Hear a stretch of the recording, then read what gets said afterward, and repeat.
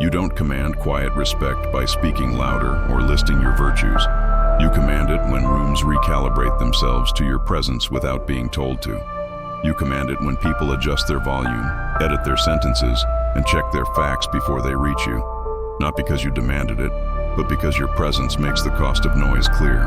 Quiet respect is not a mood. It is architecture. It is the predictable alignment of posture, timing, scarcity, standards, and consequence powerful enough to discipline chaos without a speech. The paradox is simple. The less you spend your breath, the more weight it carries. The goal is not to be mysterious for its own sake. The goal is to become legible without performing, precise without pleading, warm without dissolving, and heavy without shouting. This is how you become the person in the room whose silence is a policy. Start with the premise most men ignore. Respect is not given to the talker. It flows to the center of stability. Crowds orbit what they cannot tip. You will stop trying to convince and begin to concentrate. The shortest path to quiet respect is to make other people's nervous systems cheaper around you. When your presence lowers the ambient cost of confusion, fewer interruptions, fewer resets, fewer emergencies, your value registers before your voice. This is not charm, it is pressure control. Think dam, not waterfall. Think keel, not sail. The keel never boasts, it keeps the ship from rolling. There are 7 forces that shape silent authority: geometry, gravity, rhythm, edges, evidence, patience, and exit. Geometry is where you put your body and eyes. Gravity is the density of your choices and pauses. Rhythm is your timing, the cadence of replies and decisions. Edges are your visible limits, how people learn what cannot be done to you. Evidence is what you place on the table so adults can proceed without persuasion. Patience is how you hold a room without filling it. Exit is your willingness to leave instead of leaking. Build these 7 and words become optional. Neglect them, and no speech will save you. Geometry first. Before you speak, you are a silhouette and a set of vectors. You earn respect when your body teaches people the shape of your mind. Sit with your back anchored, not pressed into the chair like you're seeking a parent. Sit one hand width away so you can lean forward or back without theatrics. Keep your feet planted under your knees, not splayed, not wrapped behind a leg like you're apologizing to the floor. Shoulders down, chest open, chin level. If standing, align, heel under hip, hip under shoulder, shoulder under ear. The body that can't be pushed rarely needs to be defended. When others speak, turn your torso a few degrees toward the voice, not your head alone. Let your eyes arrive on time, neither darting nor delayed. Look at the bridge of the nose or the triangle formed by both eyes and the midpoint of the brow. This prevents the stare down and replaces it with steady attention. People read this as self-command. They relax or confess. They do not perform as much. In conflict, geometry becomes a shield. Do not lean into heat. Let it come to you and stop against your frame. You don't fold your arms, that's a flinch. Or clasp your hands, that's a prayer. Let your hands rest, one on the table, one on the knee, still. Stillness under pressure extracts truth faster than accusations. It also saves you from the worst sin of the weak, reacting out of balance. A single inch of retreat in your posture tells the other person your story. I need you to like me to survive this. You don't. You need to keep your balance. Respect collects around balance. Now, gravity. Gravity is the weight your silence has in a room. It is created by 3 moves: economy, consistency, and consequence. Economy means fewer words per idea, fewer ideas per moment. It means you trade adjectives for nouns, feelings for facts, reactions for options. Consistency means your person matches your paper. What you put in writing is what you do under pressure. Consequence means the system enforces itself when your line is crossed. Gravity requires no performance. It requires that your choices settle in predictable places.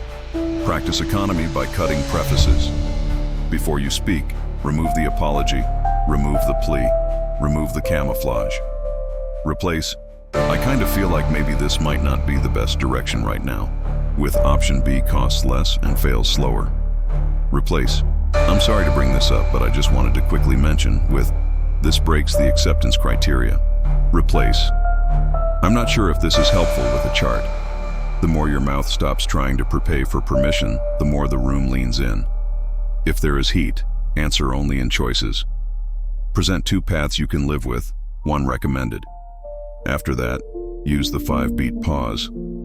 Count to 5 in your pulse before you say anything else. The pause costs you a little courage and saves everyone 10 minutes. Gravity grows in the exact space where your old habits used to fill the air. Consistency is cadence. Quiet respect arrives when people can predict your timing. Publish 3 clocks and obey them. Reply windows, decision day, ship day. I reply 11, 12, and 16, 17. Decisions are made on Thursday. We ship Thursdays at 17 songs. This is not branding. It is a promise to the nervous systems that orbit you. When they can schedule their anxieties to your clocks, they stop exporting them into your morning. Answer outside your windows and you announce that your boundaries are fiction. Respect does not assemble around fiction. Consequence is enforcement without heat. Build a 3-step ladder for the behaviors that steal clarity. Late payments, scope creep, drive-by pings, missed reviews. Step 1 is a friendly reminder. Step 2 adds friction, a fee, a pause, a slower cue. Step 3 ends the privilege cleanly. Write it once, link it once, then climb it when needed.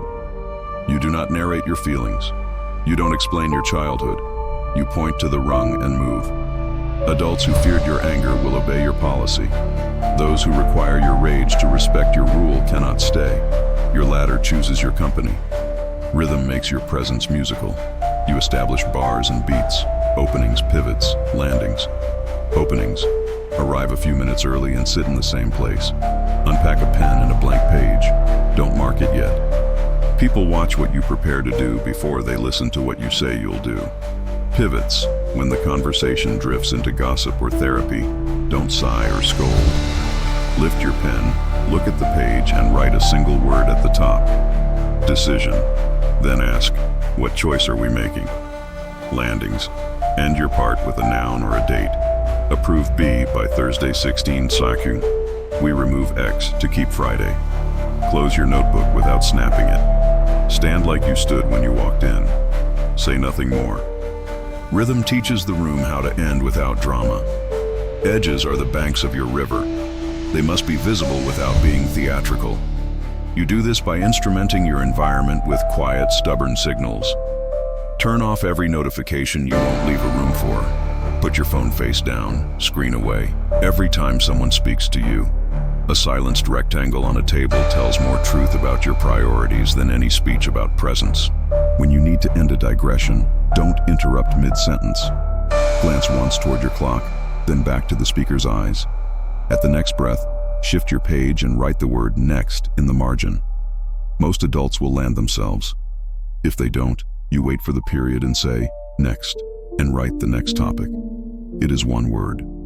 It is not rude. It is a soft wall. If someone presses into your personal space or pitches a quick favor, let your eyes soften, but let your body not move. You can be kind without being moved. The difference is respect. Evidence is the tool that lets you retire arguments without raising your voice. You carry receipts instead of rehearsals. A one-page standard operating procedure for your team. A before-after metric. A table with 3 options and the costs of each. A calendar-captured decision from last Thursday. You place paper on the table and let the room save its blood. Adults prefer losing an argument to paper than winning a fight with a storyteller. Evidence drains drama of fuel. It rewards brevity. It teaches others to bring proof, not pressure. That is how rooms learn to prepare themselves.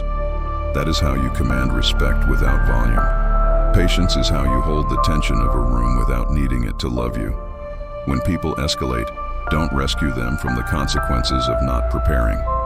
When silence grows, don't fill it with your nervousness. Let silence do what you hired it to do. Show who can think without a teleprompter. Count 5 beats and let the lack of noise solidify into a mirror. People will reveal their competence or their costume. Both revelations are gifts. Patience also looks like letting your systems work without you hovering. It looks like allowing your weekly ship to speak for you instead of posting your efforts for validation. It looks like enforcing a rule one time and refusing to relitigate it for the comfort of someone who wants your boundary to be a negotiation. Patience is respect you pay to reality. Reality pays you back with rooms that regulate themselves. Exit is your final and loudest silence. Your willingness to leave without punishing anyone is what makes your presence safe. People respect those who do not cling. They also behave around those who can exit. Keep a pre-written, calm off-ramp for projects and relationships. We end Friday. Handoff attached. Grateful for what we built. Attach the checklist, passwords, artifacts, and the next best step for them without you. Leave without commentary. The quiet of your exit will teach more than any sermon about standards. When you can go, you can stay without fear. That lack of fear leaks into everything you do. That is the core of quiet strength. You might ask, but what about charisma? Charisma is a spark. It lights tinder. Quiet respect is brick and mortar. It carries weight. You do not need to be shy to command it. You need to be readable as a system. People must be able to predict your behavior under pressure. Your rhythms and edges make you easy to trust with important objects. Money, timing, reputation, outcomes. When people begin handing you those objects quietly, you will notice your voice gets invited less, and your presence gets requested more. That is success. Seek fewer microphones, more calendars. The method is simple. It is a practice, not a speech. Use it for a week, and you'll feel your pulse sit lower in rooms that used to pull you around. Use it for a month, and those rooms will change shape. Use it for a year, and your reputation will arrive before you do. Night 1, you prepare your environment to say your boundaries for you. Clean your desk. Place 2 pens and a blank pad. Pin a single page near your screen titled, How I Operate. Reply windows, decision day, weekly ship, and 3 non-negotiables. We don't discuss scope during delivery. Urgency without an external clock is theater. Done. Chi. Acceptance criteria met in writing. Print a 1-page consequence ladder and slide it in your top drawer. Set your status message to your cadence. Turn off notifications you won't leave a room for. Leave 2 humans on bypass. Place your phone face down. Go to sleep in a cool, dark room. Quiet respect begins in the dark when you stop letting blue light tell your hormones what time it is. Day 1, you enter rooms differently. You arrive 5 minutes early and take the same seat each time. Anchor position if possible, back to a wall, view of the door. You unpack a pen and a pad and write nothing for the first minute. When the meeting starts, you don't announce your presence. You make eye contact with the first speaker and practice in still face. When it's your turn, you deliver 1 sentence and a table. 3 options: A, cheap, fragile; B, balanced; C, expensive, robust. I recommend B. Then you stop. If they ask for your feelings, you return to the table. Your restraint will feel violent to your old self. It will feel like oxygen to the adults in the room. After you leave, you ship a 1-page memo that captures the decision. You do not chase signatures. You wait for Thursday. Day 2, you train your body to be heavy. Between conversations, stand in a doorway and lean your shoulder blades back into the frame for 10 breaths. Teach your spine how full length feels. Walk slower from one room to another by 2 steps per minute. Don't perform sluggishness. Perform deliberation. Your gait tells the corridor whether to sprint or coordinate. Eat seated, not hunched over a keyboard, not walking and apologizing to your stomach. People watch how you treat your own fuel. They mirror it. A person who hurries their lunch to catch up to your anxiety will not respect your silence. Slow on purpose, and you apply a soft hand to the flocking instinct of the building. The most powerful hallways are those with fewer collisions. Day 3, you end your smallest recurring meeting without fanfare. Replace it with a 1-page brief. Title at the top, Decision. 3 options with costs, check risks. 1 recommendation, checkbox, deadline, send it to the group. Disable the calendar invite. In the comments, you reply in your window. When a participant tries to drag you into chat theater, You don't say, "As I said." You link the brief and write, "Choose ABC by Thursday 16 Crow." Then you log off. You don't hover. You don't fill the lull with clarifying paragraphs. You let the weight you built do the lifting you used to do with your throat. Day 4, you run your first pre-mortem silently. Take your biggest deliverable and write 3 sentences. It's week 3 and we failed because X, Y, Z. For each, you write 1 rule, 1 clause, 1 check. You don't post an essay about learning from failure. You add a line to your scope page. No change requests accepted within 2 business days of a release. You add a checkbox to your definition of done. User acceptance tests signed. You add a deadline to the calendar. You do not perform ownership. You design it into the rails. The room learns when failure goes quiet, and systems get louder that you are not here to outsource responsibility to speeches. Day 5, you practice absence. 3 hours of dark hours on your calendar where you are unreachable, except by the 2 bypass humans. You tell no one. You close the door if you have one. If you don't, you go to a library or a park or a cafe with back-to-wall seating. In those hours, you do the work that makes your Thursday real. No status posting. No proof of life messages. Your ship at 17:0 is your proof. People will feel your absence. They will test your door. They will remember you have windows. You are teaching your world to respect your oxygen. It will resist. Let it. You are moving the economy of attention to a currency base you control. Day 6, you enforce a rung silently. Someone violates a rule. You don't escalate your tone. You escalate the process. A late payment passes 72 hours. You send the invoice with the late fee and pause note. Someone tries to add scope mid-delivery. You reply with 7 words. Per policy, this moves to phase 2. Someone needs you after hours without a clock. You answer in your window the next day and ask for the external timer. They have none. The theater ends there.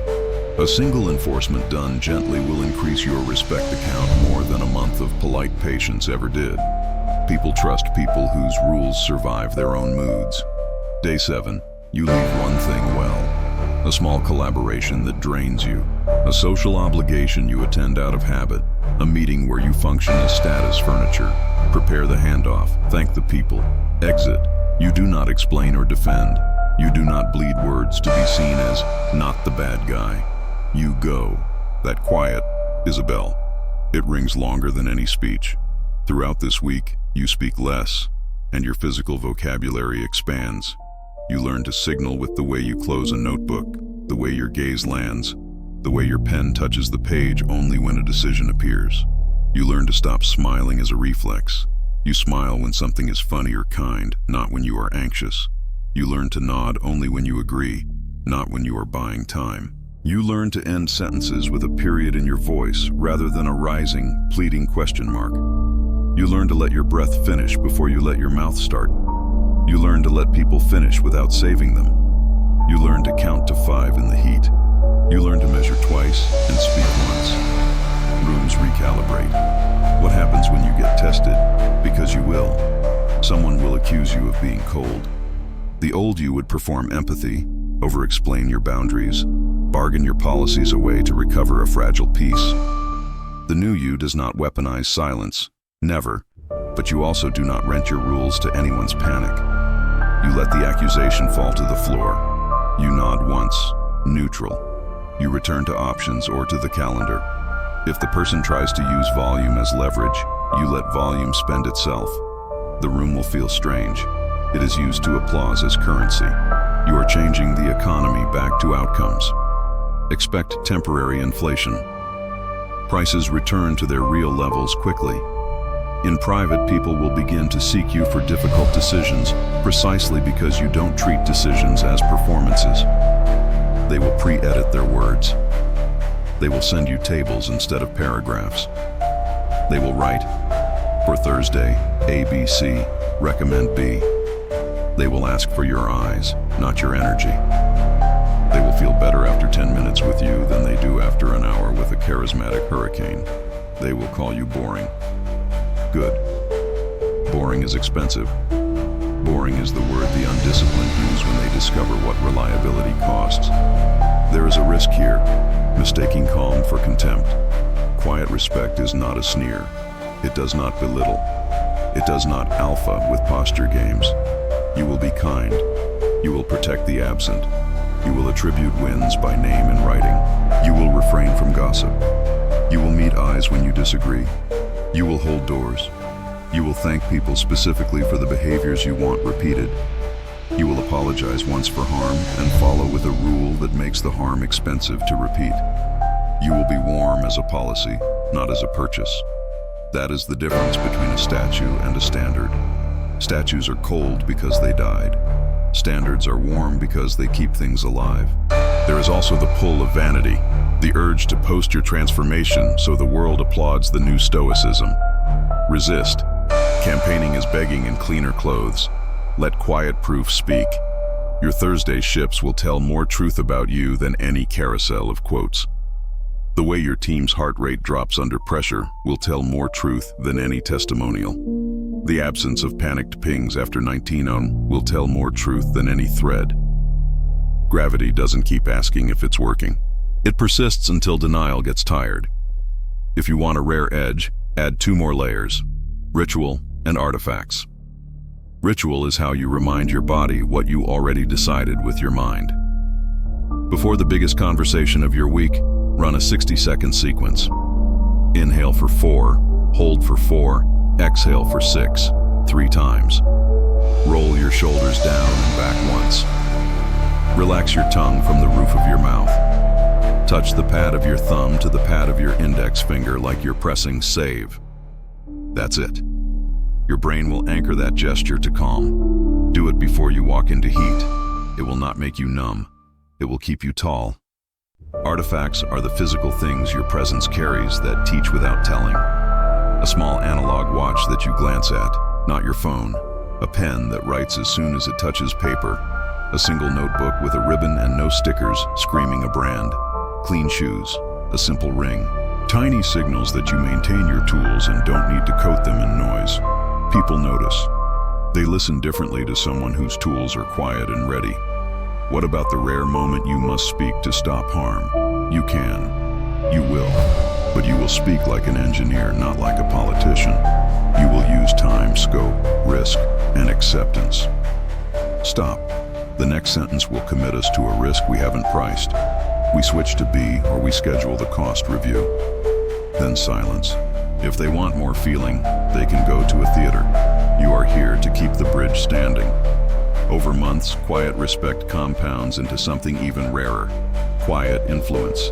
You stop winning arguments because the arguments do not start near you. People pre-align. They ask for your cadence. They quote your one-clause truths when you're not there. They keep their volume low because volume in your presence feels off-key. You will be accused of creating a culture of restraint. Accept the charge. Restraint is what lets kindness survive. It is what keeps promises intact when a storm hits. It is what lets new people breathe when they arrive. A restrained culture is not a suppressed culture. It is a tuned instrument instead of a room full of drums. All of this is simple. Simple does not mean easy.